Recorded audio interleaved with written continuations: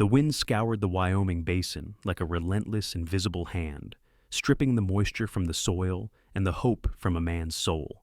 It carried the metallic tang of ozone and the grit of 1,000 miles of empty prairie. Elias Thorne stood on the porch of his weathered ranch house, his boot resting on the bottom rail, squinting against the glare of a sun that seemed determined to burn the world clean. At 43, Elias was a map of the land he worked. His face was etched with deep gullies of worry and exposure, his skin the color of cured tobacco. He had spent 20 years wrestling this unforgiving territory into submission, but the last 3 had been a different kind of fight. It had been 3 winters since Sarah had passed. The consumption had taken her slowly, stealing her breath and her color until she was little more than a whisper in the sheets, leaving him with 200 head of cattle, a house that groaned in the night, and a silence so profound it felt heavy enough to crush his ribs. The ranch hands, young, rowdy boys from the South, helped with the brute labor. They branded the calves and mended the fences, but come sunset they rode off to the bunkhouse or their own kin, leaving Elias to the company of the encroaching dark. He reached into his vest pocket, his calloused fingers brushing the crinkled paper. He didn't need to read it. The words were branded into his memory as deeply as the mark on his cattle. The Chicago Matrimonial and Correspondence Agency. It promised discretion. It promised suitable matches for men of the frontier. Elias's jaw tightened, the muscles bunching. He was not a man given to flights of fancy or romantic notions. He was a creature of practicality.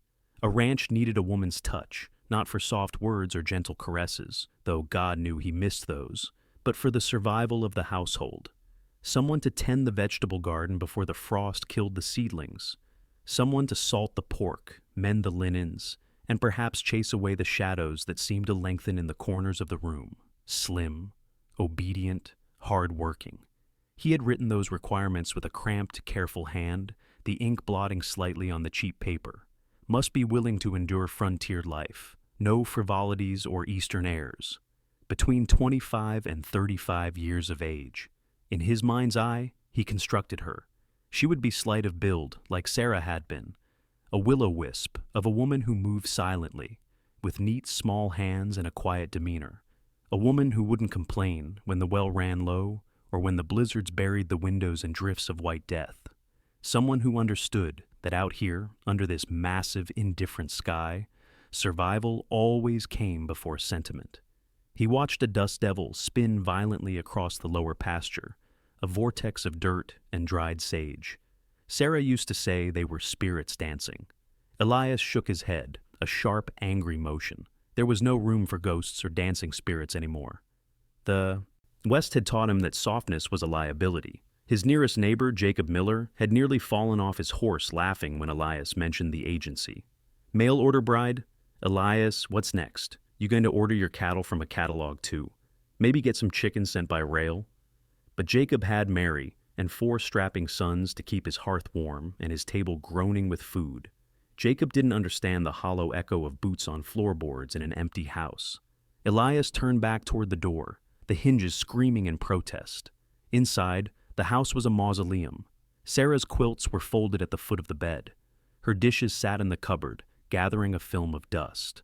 Her apron still hung on the hook by the iron stove, a ghost of fabric. He told himself he kept it out of respect, but the truth was a jagged pill to swallow. Changing anything meant accepting she was truly, irrevocably gone. The agency's telegram had arrived yesterday. His bride would arrive within 2 months. 2 months to scour the house, to patch the roof, to ready himself for a stranger's breathing in the dark. He moved through the dim interior, tallying the repairs. The bedroom door hung crooked. The iron bed frame squeaked. A terrible, high-pitched shriek that had plagued them for years, though Sarah had never complained. Several floorboards near the hearth had worked loose. Outside, a red-tailed hawk cried out, riding the thermals. Elias envied the bird its ability to simply lift a wing and vanish. He was tied to this dirt.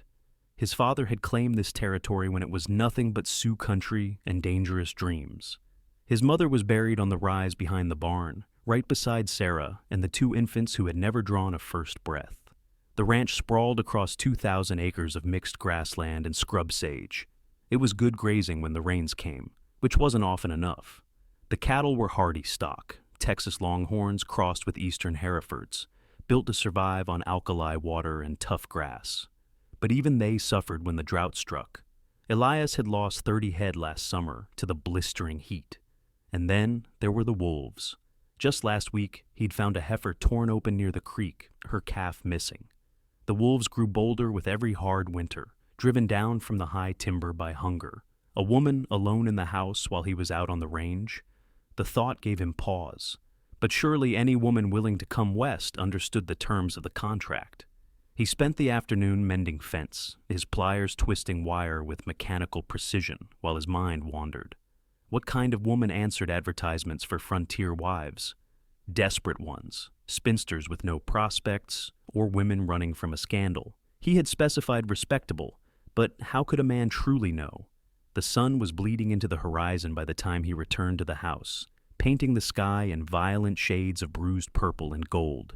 He heated beans and salt pork for supper, eating mechanically at the rough-hewn table. The empty chair opposite him seemed to mock him. Even the ranch dog, Buster, seemed to sense the mood, lying with his head on his paws by the stove instead of begging.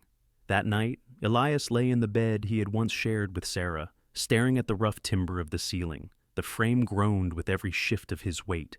He thought about his bride-to-be.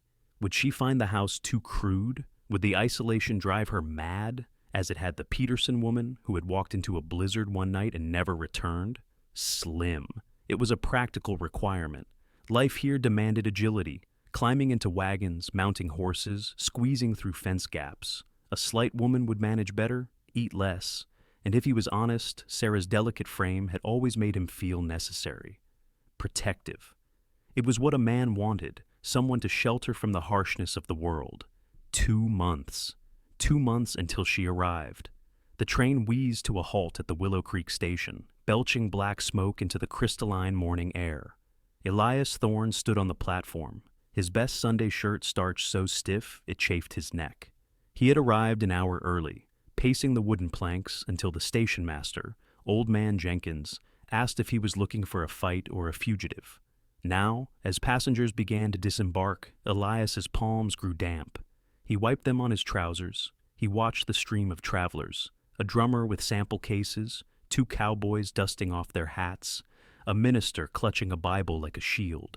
Then the stream slowed. Elias's chest tightened. Had she changed her mind? Had the agency failed him? The conductor checked his pocket watch. Then, one final passenger appeared in the doorway of the passenger car. Elias's breath caught, then escaped in a hiss of confusion. The woman struggling to navigate the narrow train steps with a battered leather valise was nothing like the image he had cultivated in his mind. Where he had pictured a wildflower, here stood an oak tree. She was a substantial woman, curved and solid, her traveling dress straining slightly at the seams of her shoulders. Clara Higgins, for this had to be her, paused at the top of the steps, scanning the platform. Her face was not pretty in the conventional sense. It was handsome, with strong cheekbones and eyes the color of a gathering storm. Dark hair fought to escape her bonnet in unruly thick curls. When her gaze landed on him, she lifted her chin with a pride that made his stomach sink. "Mr. Thorne," her voice carried the faint lilt of Irish ancestry, though the accent was flattened by years of city living. "Boston," the agency had said. "Miss Higgins." Elias removed his hat, acutely aware of Old Man Jenkins watching from the ticket window. I'll get your trunk." "Just the valise," she said, managing the last step with more grace than he expected for a woman of her stature. "Everything I own is in it." The bulk. Silence stretched between them as he took the bag. It was heavier than it looked, packed dense. She wasn't fat, he realized as he stood closer. She was broad, sturdy. Her shoulders were wide, her arms looking powerful beneath the fabric, her hips solid. She took up space. Elias jerked his gaze away, heat creeping up his neck. "The wagon is this way," he muttered, leading her around the station to the buckboard. She climbed up without waiting for his assistance, settling her skirts with practiced efficiency. As he joined her on the bench seat, the wagon springs groaned ominously, and he found himself calculating whether the axle would hold for the 10-mile journey over rutted trails. They rode in an uncomfortable silence for the first mile. The only sounds were the rhythmic thud of the horse's hooves and the wind whispering through the sagebrush. Elias could feel her presence beside him, like a physical weight, radiating warmth. She smelled of lavender soap and coal smoke. "The agency said you were a widower," Clara finally spoke, her voice carefully neutral. "How long has it been?" 3 years come winter. "I am sorry for your loss." He nodded curtly, keeping his eyes on the horizon. "The agency said you were, that is, your letters indicated." He couldn't finish. He couldn't find a polite way to say you were supposed to be small. "That I was 28 and seeking a new life in the West," she supplied evenly. "Both are true, Mr. Thorne." The edge in her voice made him glance sideways. Her jaw was set, her gray eyes fixed forward. She knew. Of course she knew. They passed the Miller Ranch. Jacob was out mending a fence with his boys. Elias saw them stop working to stare. He saw Jacob's eldest son nudge his brother and whisper something that made them both grin. By evening, every ranch within 20 miles would know that Elias Thorne's mail-order bride had arrived, and she was big enough to pull a plow. "It's a hard life out here," he said stiffly, feeling the need to defend his disappointment. "The agency explained that. I hope they did." She shifted, and the wagon swayed. "I am not afraid of hard work, Mr. Thorne, despite what you might be thinking looking at me." The directness startled him. Eastern women, in his experience, danced around subjects with fans and handkerchiefs. "I wasn't," he began, then stopped. He had been thinking exactly that. "The agency had your requirements," she continued, her voice steady but with an undertone of steel. "Slim, obedient, hard-working. I suppose 1 out of 3 isn't what you hoped for." Elias's hands tightened on the leather reins. "Miss Higgins, Mrs. Thorne, soon enough." She turned to look at him fully. "Unless you were planning to send me back on the next train?" The question hung between them like a challenge. He could, technically. He could claim misrepresentation. But the thought of the gossip, the humiliation of sending away a woman who had traveled 2,000 miles. "No," he said finally, his voice rough. "We'll make do." She laughed then, a sharp, bitter sound. Make do? How romantic. The rest of the journey passed in a strained silence. When the ranch finally came into view, Elias heard her sharp intake of breath. He tried to see it through her eyes, the weathered gray boards of the house, the leaning barn, the endless brown ocean of grass. "It's not much," he said defensively. "It's fine." But her voice was quiet. He pulled up to the house, setting the brake. Buster came bounding from the barn, barking a warning that turned into a question as he caught the stranger's scent. "That's Buster," Elias said. "He's harmless." Clara climbed down, again ignoring his half-extended hand. She held out her own hand for the dog. Buster sniffed, his tail gave a tentative wag, and then he pressed his head against her skirts. "Hello, boy," she murmured, scratching behind his ears. "Aren't you a handsome fellow?" Something in Elias's chest twisted. Sarah had used that same tone with animals. He carried her valise inside. She followed, her eyes taking in the bachelor squalor, the dust motes dancing in the light, the pile of mending on the chair. She paused at the bedroom door. She saw the narrow bed. "I'll sleep in the barn loft," Elias said quickly. "Until the ceremony. The preacher comes through next Sunday. We can make it official then." She nodded, still looking at the bed. "And after?" He hadn't let himself think that far ahead. Looking at Clara's substantial frame, he wondered if the old mattress would even hold. "We'll work that out when the time comes," he said briskly. "Are you hungry?" "I can cook," she said, turning toward the kitchen, "if you show me where the supplies are." She moved past him, rolling up her sleeves, revealing pale, strong forearms. She found Sarah's apron on the hook. She paused, her fingers hovering over the faded fabric. Was this hers? Yes. She left it hanging. "I'll use a towel for now." As she began to work, opening cupboards and inspecting the stove, Elias found himself backing toward the door. He needed to escape the house that was suddenly shrinking, filled to the brim with her presence. "I need to check the herd," he said. "I'll be back by dark. I'll have supper ready." Outside, he breathed in the dry air, trying to clear his head. What had he done? He had ordered a wife like a piece of farm equipment, and the universe had sent him this. Rancher wanted a slim bride, got himself a curvy one instead. He could hear Jacob Miller's voice. He saddled his horse and rode out hard, fleeing the reality of his kitchen. But as the sun dipped low and he looked back at the house, he saw smoke rising steadily from the chimney, the first sign of real life that place had seen in 3 years. The first week was a lesson in tension. Clara rose before dawn. By the time Elias came in from the barn, shaking the frost from his coat, coffee was brewing. Proper. Meals appeared, biscuits that were actually fluffy, stews that had flavor. She worked. God, she worked. She kneaded bread dough with powerful rhythmic motions. She hauled water from the well, 2 heavy buckets at a time, without stopping to rest. She scrubbed the floors until the wood bleached white. But Elias watched her with a mixture of admiration and resentment. Every efficient movement mocked his expectations. "I ordered a wife, not a foreman," he muttered one evening. Clara paused, her needle hovering over a torn shirt. "Would you prefer a delicate flower who faints at the sight of a plucked chicken?" "That's man's work," he said, gesturing to the wood she had chopped earlier. "So is cooking and cleaning, apparently, when a man lives alone," she countered. She filled the house.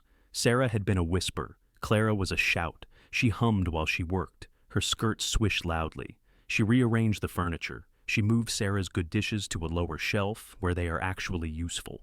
The humiliation he feared came when they went to town for supplies. Mrs. Gable at the general store looked Clara up and down with pursed lips. "So, you're Elias's bride. How sturdy you look, dear." Clara smiled, a dangerous glint in her eye. "Indeed. I've always believed a woman should be built for the life she leads. Don't you agree, Mrs. Gable?" The implication that Mrs. Gable, soft and round from town life, was also built for her life, left the woman speechless. Elias felt a flicker of amusement before he squashed it. Sunday came. The preacher arrived. They stood in the parlor, Elias in his wedding suit that smelled of cedar, Clara in a deep blue wool dress that fit her form perfectly. It wasn't frilly, but it was elegant. "I do," Elias said, feeling the weight of the lie. He didn't know if he did. "I do," Clara said, her voice clear. "You may kiss the bride." Elias leaned in. He meant to peck her cheek, but Clara turned and their lips met. Hers were soft, warm, and surprising. He pulled back quickly. That night, the question of the bed loomed. "I suppose," Elias cleared his throat, "you'll want to move your things in here. If that is what you want, it is what is expected. We are married now." "Yes." They lay in the dark. The mattress dipped significantly under their combined weight, rolling them toward the center. Elias grabbed the edge of the frame. The wood groaned, a long, drawn-out protest. "I know I am not what you wanted," Clara whispered into the darkness. The confession hung there. "We'll make do," Elias said again. He felt her turn away. The bed squeaked rhythmically. He lay awake, listening to the coyotes, feeling the heat radiating from her back, wondering how 2 people could be inches apart and yet separated by a canyon. The sandstorm struck on a Tuesday. The sky turned a sickly yellow bruise color, and the wind picked up with a violence that screamed. Elias was in the east pasture. He spurred his horse, galloping. For the ranch, as visibility dropped to 0. When he reached the yard, he saw a figure by the barn. "Clara." "Get inside," he roared, the wind tearing the words away. She ignored him, pointing to the chicken coop. The door had blown off. Hens were scattering, tumbling like tumbleweeds. Clara plunged into the dust. Elias cursed and dismounted. Together, they fought the wind. Clara moved with surprising speed, grabbing panicked birds and tossing them to safety. Her hair had come loose, whipping around her face. "The barn door!" she shouted in his ear. "It's coming off the track." They stumbled to the barn. The massive sliding door was flapping, the iron rollers jumping.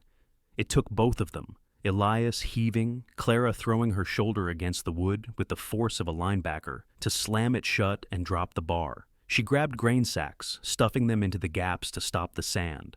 Elias watched her, struck by her quick thinking. When they finally fell into the kitchen, they were coated in grit. Clara had a cut on her forehead. "You're bleeding," Elias said, reaching out without thinking. She flinched, then held still. He dabbed the cut with a wet cloth. He was acutely aware of her breathing, the rise and fall of her chest, the smell of ozone and sweat. "Thank you," he said gruffly, "for the animals. They are my animals too now." Why did you come west, Clara? The question slipped out. She pulled back. My parents died. My brother inherited everything. His wife. She made it clear I was a burden. Too old to marry well. Too. She gestured to her body. Substantial. So I came to a man who wanted a slim, obedient wife. I shouldn't have said that about the workhorse. But you thought it. Yes. She nodded. At least you were honest. As evening fell, Elias went out to check the damage. His horse spooked at a flying branch, and Elias went down hard, his knee twisting with a sickening pop. Pain blinded him. Elias! Clara was there. She didn't panic. She didn't scream. She ducked under his arm. Lean on me, she ordered. I'm too heavy, he gritted out. I've carried calves heavier than you. Move. She took his weight, all of it. She was a pillar of stone. Sarah could never have done this. Sarah would have had to run for help, leaving him there. Clara marched him into the house. For the next week, the roles reversed. Clara ran the ranch. She milked, she fed, she rode the fence line. She came back windblown and triumphant. One afternoon, Elias watched from the window as she lifted a full sack of feed, 50 pounds effortlessly, and tossed it over a fence to the calves. God Almighty, he whispered. That night, as she changed the poultice on his knee, he caught her hand. It was rough, calloused. Clara, she looked up, eyes guarded. You're doing the work of 2 men. I'm doing the work of 1 ranch wife. I am grateful. It's what wives do, Elias. The true test came in October, a moonless night. Elias woke to the sound of horses, too many horses. Rustlers, he hissed, reaching for his Winchester. Clara was already up, pulling on a robe. How many? 3, maybe 4. They're after the prize stallions. Stay here, bar the door. Like hell, she muttered. She reached into the wardrobe and pulled out a double-barreled shotgun. I didn't survive Boston's tenements to hide under the bed. They crept out the back. They could see torches by the barn. I'll flank them, Elias whispered, but his knee was still weak. He stumbled on a root. A shot rang out. A bullet kicked up dirt inches from his face. McKenna, we see you! It was Blackjack Morrison's crew. Come out and we won't burn the house. Elias scrambled for cover behind a trough, pinned down. Then a voice boomed out. Step away from the barn. Clara stood on the porch, illuminated by the porch light she had just lit. She looked like a Valkyrie, hair wild, shotgun leveled. Look at this, Morrison laughed. The fat lady sings. Clara didn't hesitate. Boom. The shot took Morrison's hat off. He dove for cover. Next one takes your ear, she roared. My father was a Union sharpshooter. Test me. She's crazy, one of the rustlers yelled. Clara racked the shotgun. I'm not crazy. I'm angry. Get off my land.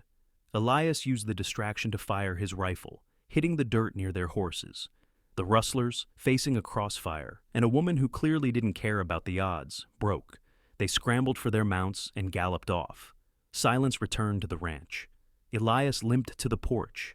Clara was shaking, the shotgun rattling in her hands. You lied, he said, breathing hard, about your father. He was a tailor, she laughed, a hysterical edge to it. But they didn't know that. Elias looked at her, really looked at her. The moonlight softened the angles of her face. She was magnificent, terrifying and magnificent. You could have been killed. So could you. Did you think I'd watch? Most women would have. I am not most women. I'm too big, too loud, too strong. Elias stepped closer. He took the gun from her hands and set it down. Then he took her face in his hands. I was a fool, he said. I wanted a slim wife to protect, but this land, it doesn't need a flower. It needs an oak tree. Elias, you are exactly what I needed, Clara, even if I was too stupid to see it. He kissed her, and this time he didn't pull back. He kissed her with the desperation of a man who had been drowning and just found solid ground. Winter brought the snow, burying the ranch in silence. But inside, the house was warm. The tension had broken. They sat by the fire, knitting and whittling. They talked about Boston, about his childhood, about fears and dreams. One night, the wind howled so fiercely the house shook. They were in bed, huddled together for warmth. I have a confession, Clara whispered. I was terrified this bed would break. Elias chuckled, the sound rumbling in his chest. It's held this long. Crack. As if on cue, the side rail snapped. The bed tilted violently, dumping them both into the center. For a second, there was silence. Then, Elias started to laugh. He laughed until tears streamed down his face. Clara joined him, her rich laughter filling the room. Rancher wanted slim bride, Elias gasped. Got a wife who broke his bed. Oh, hush, she hit him with a pillow, giggling.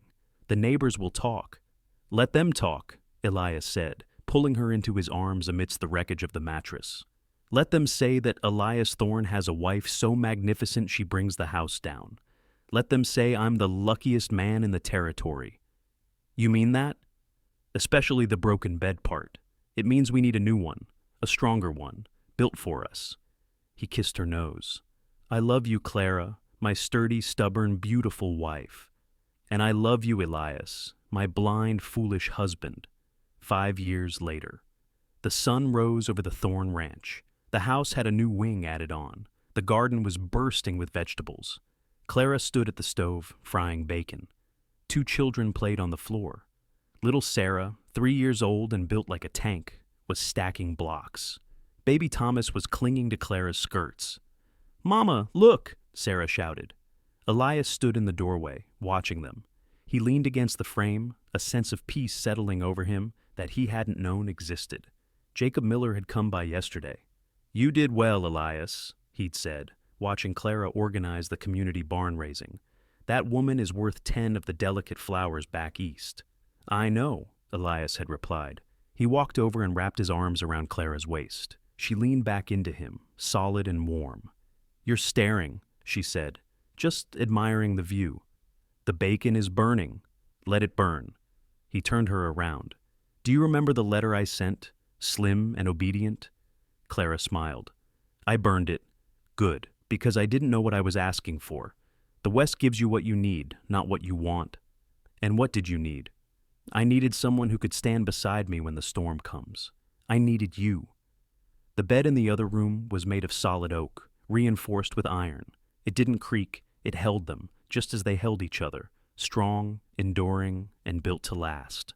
Thank you so much for reading this story of frontier love and resilience. If you enjoyed Elias and Clara's journey from strangers to partners, please consider supporting the channel. Subscribe to Dust and Legends for more tales of the American frontier. Like this story, if you believe that true love is about finding what you need, not just what you expect.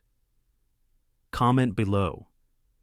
Have you ever found a blessing in an unexpected package? Let us know your story. Until next time, keep your powder dry and your heart open.